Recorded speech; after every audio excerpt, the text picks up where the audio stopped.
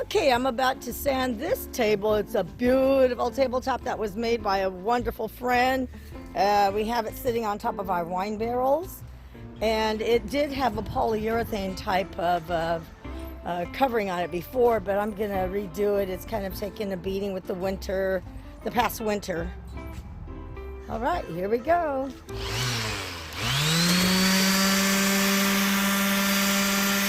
See how some of the former polyurethane was on there. It's dried up. Anyway, I'm going to get this handled.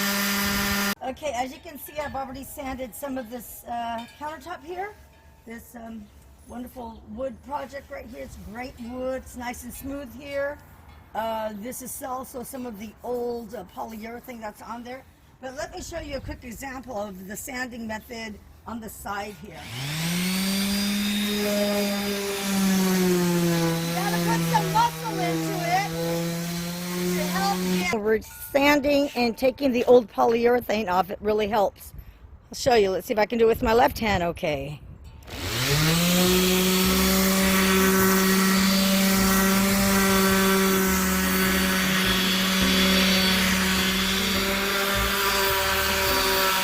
This is where it helps. If you can see, that old stuff is coming off pretty easily.